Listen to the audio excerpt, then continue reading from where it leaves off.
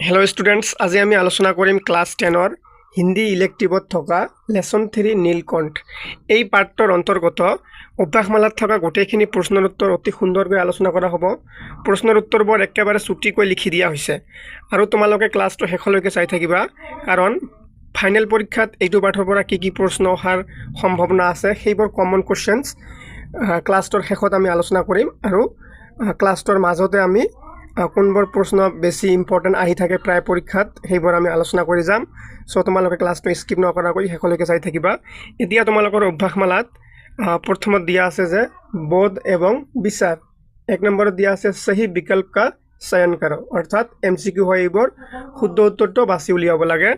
এতিয়া क्वेश्चन 1 क नंबर प्रश्न, नीलकंठ पाठ में महादेवी वर्मा की कौन सी विशेषता परिलक्षित हुई है। এই প্ৰশ্নটোৰ চাৰিটা অপশ্যন দিয়া আছে, কোনটো শুদ্ধ হয় সেইটো বাছি উলিয়াব লাগে। তোমালোকে সকলোৱে এমসিকিউখিনি কৰিব জানা। যেনেকৈ প্ৰথমত দিয়া আছে জীৱ জন্তুओं के प्रति प्रेम, मनुष्य के प्रति सहानुभूति, আৰু তাৰপিছত কি দিছে যে पक्षी के प्रति प्रेम, राष्ट्रीय पशुओं के प्रति प्रेम। শুদ্ধ উত্তৰটো হ'ব যে জীৱ জন্তুओं के प्रति प्रेम, এইটো হ'ল কি কাৰেক্ট এনসাৰ। সো তোমালোকে এই পাঠৰ অন্তৰ্গত মই তোমালোকক কৈছিলোঁ যে তোমালোকে ক্লাছটো শেষলৈকে চাই থাকিবা। এই পাঠৰ পৰা ইম্পৰ্টেণ্ট কোৱেশ্চনছ তোমালোকৰ পৰীক্ষাত আহিয়ে থাকে প্ৰায়ে। সো তোমালোকে এই এমসিকিউ যিকেইটা দিয়া আছে এইকেইটা তোমালোকে গোটেইকেইটা পঢ়িব লাগিব, আৰু বাকী লং কোৱেশ্চনবোৰ বৰ্ড কোৱেশ্চনবোৰ কি পৰীক্ষাত অহাৰ সম্ভাৱনা আছে আমি পিছত আলোচনা কৰিম, তোমালোকে চাই থাকা। নেক্সট দিয়া আছে যে মহাদেवी जी ने मोर मोरनी के जोड़े के लिए कितनी कीमत चुकाई। डायरेक्ट आमी उत्तरটো চাম, নহলে ভিডিওটো দীঘল হৈ যাব। এইটো 4 নম্বৰটো কাৰেক্ট আনসাৰ হয় যে 35 रुपये। তাৰপিছত নেক্সট क्वेश्चन दिसे विदेशी महिलाओं ने नीलकंठ को क्या उपाधि दी थी। यार डायरेक्ट आंसर চাম আমি। ইয়াৰ শুদ্ধ উত্তৰ হ'ব যে পারফেক্ট কি দিছে পারফেক্ট জেন্টলম্যান। তাৰপিছত নেক্সট দিছে যে महादेवी वर्मा ने अपनी पलतू बिल्ली का नाम क्या रखा था। यार करेक्ट आंसर होबो चित्रा। नेक्स्ट प्रश्न, नीलकंठ और राधा की सबसे प्रिय ऋतु थी। यार करेक्ट आंसर है वर्षा ऋतु। তাৰপিছত এতিয়া 2 নম্বৰ দিছে অতি সংক্ষিপ্ত উত্তৰ দ लगभग 25 শব্দ में, অৰ্থাৎ 25টা মান শব্দৰ ভিতৰত প্ৰশ্নবোৰৰ উত্তৰ দিব লাগে। ক নম্বৰ প্ৰশ্নত কৈছে যে मोर मोरनी के जोड़े को लेकर घर पर पहुंचने पर सब लोग महादेवी जी से क्या कहने लगे। यार करेक्ट आंसर होगा मोर मोरनी के जोड़े को लेकर घर पहुंचने पर सब लोग महादेवी जी को कहने लगे तीतर है मोर कहकर ठग लिया है। তাৰপিছত नेक्स्ट दिया से महादेवी जी के अनुसार नीलकंठ को कैसा वृक्ष अधिक भाता था। यार करेक्ट आंसर होगा जे महादेवी जी के अनुसार नीलकंठ को फलों के वृक्ष से अधिक उसे पुष्पित और पावित वृक्ष भाता था। इस वृक्ष में से आम के वृक्ष तथा अशोक का नाम उल्लेखनीय है। स्टूडेंट्स प्रश्नोर उत्तर पर जिमान चुटी करा जाए चुटी कर लिखि दियार चेष्टा करा होइसे। सो तुम्हारे भालके एतियारे পৰা पढ़ी जाबा, जेहेतु तुम्हारे हाफ इयरली एग्जाम बेसि दिन नाई। हाफ इयरली माने तुम्हारे समयर लगत सिलेबासखिनि कमप्लीट करि गले तुम्हारे फाइनल एग्जामत এটা ভাল स्कोर কৰিব পাৰিবা। सो এতিয়া नेक्स्ट प्रश्न दिसे नीलकंठ को राधा और कुब्जा में किसे अधिक प्यार था और क्यों। करेक्ट आंसर नीलकंठ को हमेशा से ही राधा से अधिक प्यार था, क्योंकि राधा के पास नीलकंठ की सहचरिणी होने का अधिक गुण है, जिनमें से उसकी लंबी धूपसही गर्दन, हवा में चंचल कलगी, पंखों की शमशत, पत्रलेखा, मंथर गति आदि। कुब्जा के यह कमी की वो बहुत झगड़ालू थी, इसीलिए नीलकंठ को उसके प्रति प्यार की कमी थी। তাৰপিছত नेक्स्ट दिसे जे मृत्यु के बाद नीलकंठ का संसार महादेवी जी ने कैसे किया। यार उत्तर होबो मृत्यु के बाद नीलकंठ का संसार महादेवी जी ने अपने शाल में लपेटकर उसे संगम ले गई। जब गंगा की बीच धार में उसे प्रवाहित किया गया तब उसके पंखों की चंद्रिकाओं से प्रतिबिंबित होकर गंगा का चौड़ा पाठ एक विशाल मयूर के समान तरंगित हो उठा। তাৰপিছত 3 নম্বৰত দিছে সংক্ষিপ্ত মে উত্তৰ দিয় লগভগ 50 শব্দ মে। এতিয়া প্ৰশ্নবোৰৰ উত্তৰ 50টা মান শব্দৰ ভিতৰত দিব লাগে। প্ৰথমটো প্ৰশ্ন, बड़े मियाँ ने मोर के बच्चे दूसरों को ना देकर महादेवी जी को ही क्यों देना चाहता था।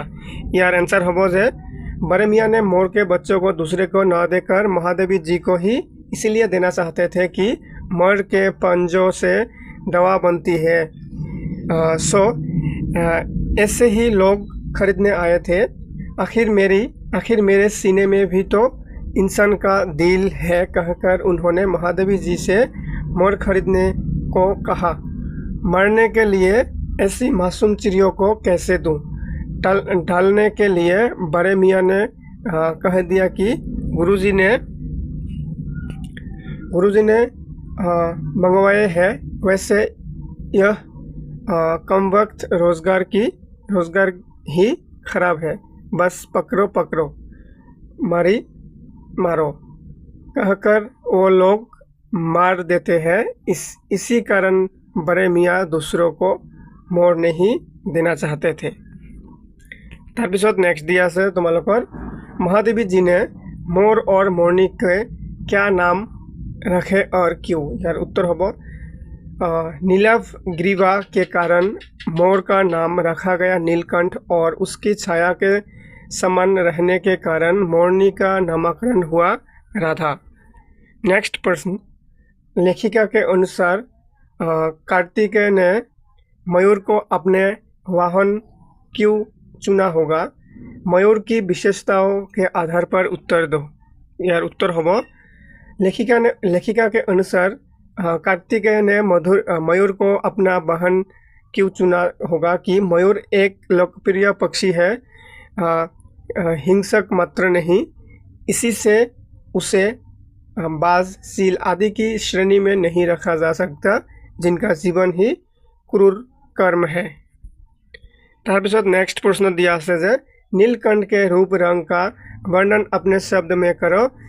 इस दृष्टि से राधा कहाँ तक भिन्न थी। यार उत्तर होबो मोर के सिर की कलगी और सधन उसी तथा चमकीली हो गई। सींच अधिक बंकिम और पैनी ही गई। गोल आँखों में इंद्रनील की नीलव घोती झलकने लगी। लंबी नील हरित ग्रीवा की हर भंगिमा में सुपशाही तरंगे उठने गिरने लगो। दक्षिण बाम दोनों पंखी में सलेठी और सफ़ेद आलेखन स्पष्ट होने लगी। पूंछ लंबी हुई और उसके पंखी पर चंदिकाओं के इंद्रधनुषी रंग उद्दीप्त हो उठा। यह थे नीलकंठ की विशेषताएं। उसके साथ राधा की विशेषता कुछ इस प्रकार थी। राधा का विकास नीलकंठ के समान तो नहीं हुआ, परंतु अपनी लंबी धूपशाही गर्दन, हवा में चंचल कलगी, पंखों की शमशत पत्रलेखा मंथर आदि से वो भी मोर की उपयुक्त सहसारिणी होने का प्रमाण देने लगी। তাৰপিছত नेक्स्ट प्रश्न दिया है बारिश में भीगकर नृत्य करने के बाद नीलकंठ और राधा पंखों को कैसे सुखाते। यार उत्तर होबो वर्षा के थम जाने पर वो दाहिने पंखे पर दाहिने पंख और बाएं पर बाएं पंख फैलाकर सुखाता।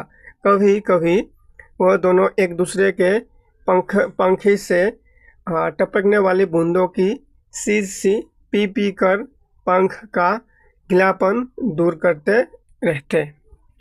नेक्स्ट प्रश्न दिसे नीलकंठ और राधा के नृत्य का वर्णन अपने शब्द में करो। ছাত্ৰ ছাত্ৰী এইটো নিজে কৰাৰ চেষ্টা কৰিবা, কাৰণ ওপৰৰ প্ৰশ্নখিনিত বহুতো কেইটা উত্তৰ দিয়া আছে যাৰ পৰা তোমালোকে এইটো বনাব পাৰিবা। আৰু তোমালোকে হিন্দী ইলেক্টিভত নিজে অলপ বনাই লিখাৰ প্ৰেক্টিছ কৰিব লাগিব, তেতিয়াহে তোমালোকে ভাল স্ক'ৰ কৰিব লাগিব, যিহেতু এইটো ইলেক্টিভ ছাবজেক্ট হয়। চ' মই এইটো উত্তৰ কৰি দিয়া নাই, তোমালোকে এইটো নিজে কৰাৰ চেষ্টা কৰিবা, ঠিক আছে। যে নীলকণ্ঠ আৰু ৰাধা राधा के नृत्य का वर्णन अपने शब्द में करो माने নীলকণ্ঠ আৰু ৰাধাহে যে নৃত্য কৰিছিলে তাৰ বিষয়ে তোমালোকে বৰ্ণনা কৰিব লাগিব নিজৰ ভাষাত কৰিব লাগে নিজে কি বুজিছা তাকে কৰিব লাগিব সো এইবোৰ প্ৰশ্ন তোমালোকে ইম্পৰ্টেন্ট হয় 6 নম্বৰ প্ৰশ্নটো ইম্পৰ্টেন্ট হয় সো তোমালোকে নিজে প্ৰেক্টিস কৰিবা এটো তাৰ পিছত নেক্সট প্ৰশ্ন দিছে যে বসন্ত ঋতু में नीलकंठ के लिए जालीधर में बंद रहना असहनीय हो जाता था क्यों यार करेक्ट आंसर होगा जे बसंत ऋतु में नीलकंठ के लिए जालीधर में बंद रहना इसलिए असहनीय हो जाता है क्योंकि नीलकंठ को फलों के वृक्षों की अपेक्षा पुष्पित और पल्लवित वृक्ष ज़्यादा अच्छे लगते थे। बसंत ऋतु में जब आम के वृक्षों पर सुनहरी मंजरियाँ लग जाती थी और अशोक वृक्ष लाल रंग वाले फूलों से भर उठता था। तब नेक्स्ट प्रश्न दिया से जाली के बड़े घर में रहने वाले जीव तो बाय मिस्टेक आ गई जीव जंतुओं के आचरण का वर्णन करो यार करेक्ट आंसर होगा नीलकंठ बहुत शीघ्र ही चिड़ियाघर के निवासी जीव जंतुओं का सेनापति और संरक्षक नियुक्त कर लिया। सवेरे ही वो सब खरगोश कबूतर आदि की सेना एकत्र कर उस और ले जाता जहाँ दाना दिया जाता है। एक शिशु खरगोश सांप के पकड़ में आ गया। निगलने के प्रयास में सांप ने उसको आधा पिछला शरीर मुंह में दबा रखा था। नेक्स्ट प्रश्न दिया से नीलकंठ ने खरगोश के बच्चे को सांप के बंगुल से इस तरह बचाया यार करेक्ट आंसर होगा नीलकंठ दूर ऊपर झूले में सो रहा था।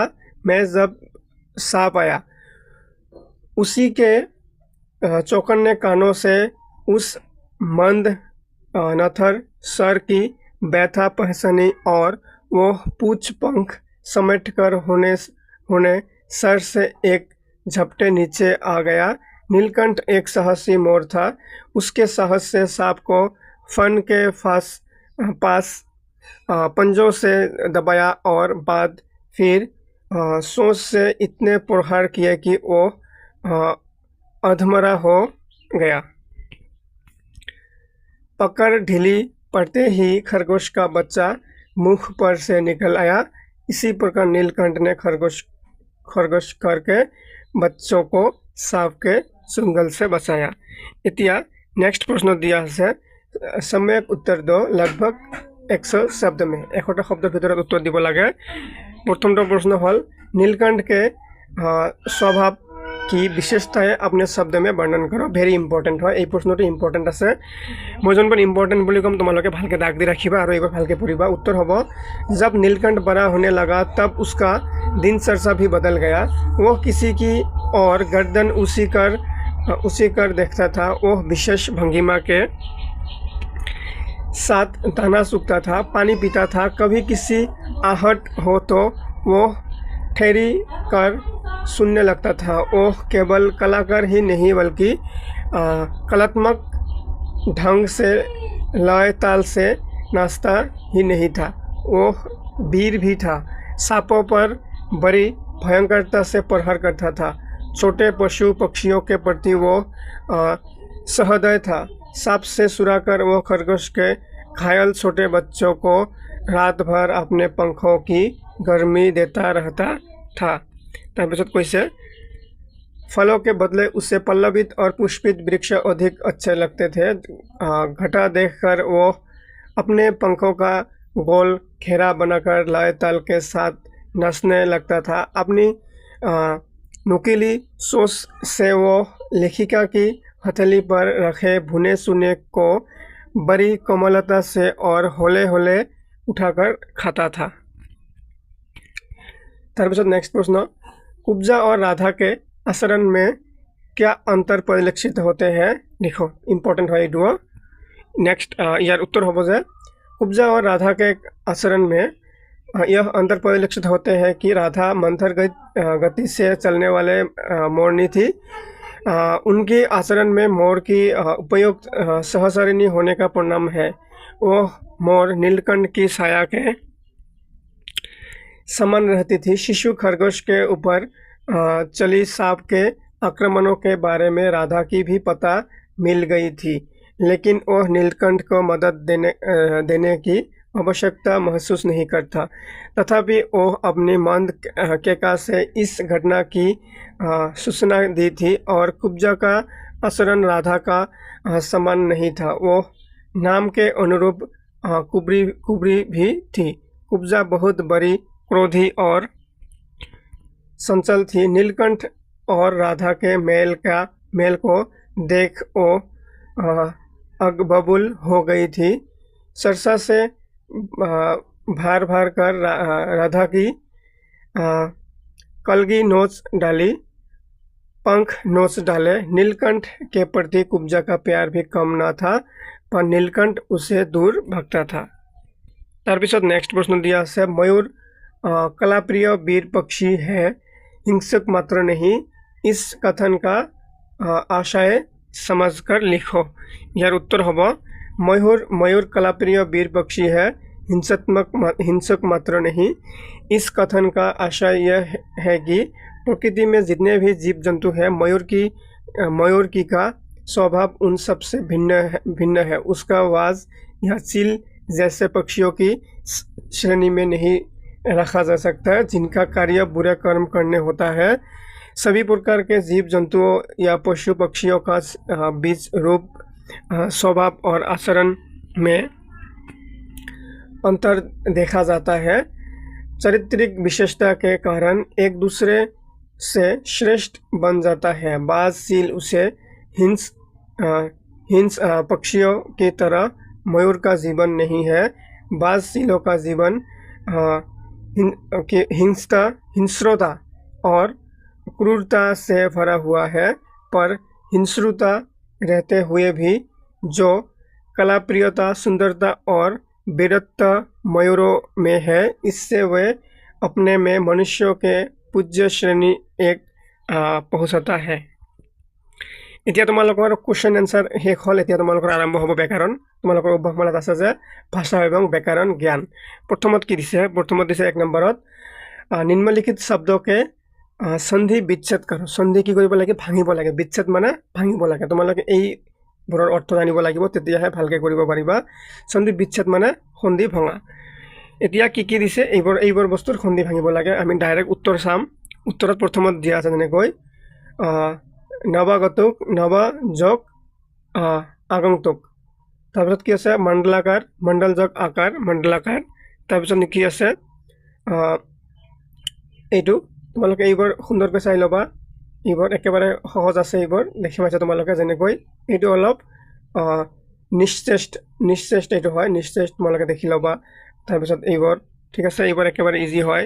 তোমালোকে সুন্দৰকৈ এইবোৰ তোমালোকৰ কিতাপত লগে লগে কৰি থবা, পিছত তোমালোকৰ ৰিভিজনৰ কাৰণে সুবিধা হ'ব। আৰু এই শব্দ অৰ্থ, সন্ধি ভঙা, সন্ধি জোৰা লগা এইবোৰৰ পৰাই তোমালোকৰ হিন্দী ইলেক্টিভত বহুতো মাৰ্ক আহে। চ' প্ৰতিটো পাঠত থকা এইবোৰ তোমালোকে এৰিব নোৱাৰা। যেনেকৈ আবিৰ্ভূত, এইবোৰ ইজি হয় একেবাৰে। চ' তোমালোকে এইবোৰ নিজে উত্তৰ লিখি ল'বা। তাৰপিছত 2 নম্বৰত দিছে যে নিম্নলিখিত সমস্ত পদों का विग्रह करते हुए समास का नाम भी बताओ। ইয়াৰ শুদ্ধ উত্তৰ কি হ'ব? এইটো समस्त पद, समस्त विग्रह और कि समासों का नाम। जेनेকৈ पक्षी शावक, पक्षी का शावक और कि संबंध की तत्वपुरुष, समस तत्वपुरुष। करुणा, करुण कथा, जो कथा करुण है एटु कि कर्म धाराय। तारपिছত কি আছে? लय ताल, लय और ताल एटु কি হয়? एटु द्वंद्व। तारपिছত কি আছে? धूप सा, धूप और सा, इतरतर दंड। এনেকৈ এইবাৰ তোমালোকে এইকেইটা কৰি ল'বা। তাৰপিছত 3 নম্বৰত কি দিছে তোমালোকৰ? 3 নম্বৰত দিছে যে নিম্নলিখিত শব্দ से मूल शब्द और प्रत्यय अलग करो। কি কৈছে? নিম্নলিখিত শব্দ से मूल शब्द और प्रत्यय अलग करो। এই তলত দিয়া শব্দবোৰৰ মূল শব্দটো আৰু প্ৰত্যয়টো কি কৰিব লাগিব? বাছিব লাগিব। যোনটো মূল শব্দ এইটো বেলেগ কৰিব লাগিব, আৰু যদি প্ৰত্যয় হয় সেইটো বেলেগ কৰিব লাগিব। যেনেকৈ এইটো স্বাভাৱিক, স্বভাৱযোগ এক, স্বাভাৱিক। তাৰপিছত কি দিয়া আছে? দুৰ্বলতা। এইবাৰ তোমালোকে দেখি ল'বা। এইবাৰ মই এটা এটাকৈ কৈ দিলে তোমালোকৰ কাৰণে ক্লাছটো দীঘল হৈ যায়। তোমালোকে ভিডিঅ'টো এনেকৈ পজ কৰি দিবা আৰু এইবাৰ সুন্দৰকৈ লিখি ল'বা। ঠিক আছে, মই সুন্দৰকৈ দেখাইছোঁ, তোমালোকে এইবোৰ লিখি ল'বা। একেবাৰে ইজি হয় এইবোৰ বস্তু। এইবোৰ তোমালোকক জানিবই লাগিব পৰীক্ষাৰ কাৰণে। তাৰপিছত 4 নম্বৰত কি দিছে, 4 নম্বৰত দিছে যে নিম্নলিখিত বাক্যক ধ্যানপূৰ্বক পঢ়। তোমালোকে 4 নম্বৰটো কিছুমান বাক্য দিয়া আছে, বাক্যবোৰ তোমালোকে সুন্দৰকৈ পঢ়িবা। পঢ়াৰ পিছত এতিয়া কি কৈছে যে উপযুক্ত চাৰো বাক্য মে रेखांकित क्रियाएं संयुक्त क्रियाएं हैं।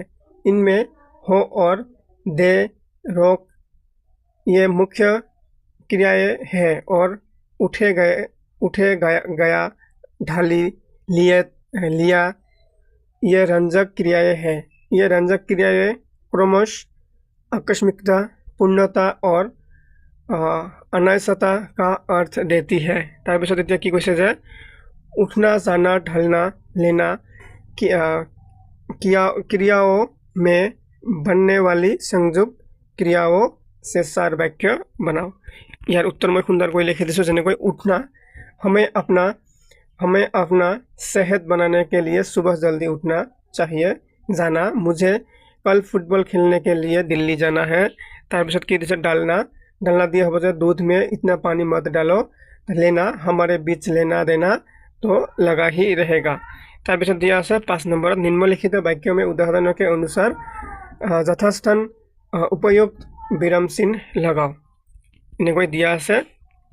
বিৰাম চিহ্ন লগাব লাগে, ক'ত কমা ক'ত ধাৰি দিব লাগে, এইবোৰ তোমালোকে সুন্দৰকৈ কৰি ল'বা। ঠিক আছে, এইটো হ'ল তোমালোকৰ বাক্য আৰু ইয়াত ক'ত কমা লাগিব ক'ত ধাৰি লাগিব এইবোৰ তোমালোকে সুন্দৰকৈ কৰি ল'বা। যেনেকৈ ইয়াত এটা কমা লাগিছে আৰু ইয়াত ইনভাৰ্টেড কমা লাগিছে। ঠিক আছে, তাৰপিছত নেক্সট দিছে এইটো, ইয়াত কি হ'ব, ইয়াত কমা হ'ব এনেকৈ। ঠিক আছে, এনেকৈ তোমালোকে বস্তুখিনি সুন্দৰকৈ চাই ল'বা। মই এবাৰ দেখাই দিছোঁ। এনেকৈ তোমালোকৰ এইটো পাঠত থকা মেক্সিমাম বস্তুখিনি আলোচনা কৰা হৈ গ'ল। আশা কৰিছোঁ তোমালোকে ক্লাছটো বুজি পাইছা। লাইক কমেণ্ট কৰি শ্বেয়াৰ কৰি দিবা আৰু ৰাইমনা ক্লাছেছ ইউটিউব চেনেলটো ছাবস্ক্ৰাইব কৰিবলৈ নাপাহৰিবা। ধন্যবাদ সকলোকে।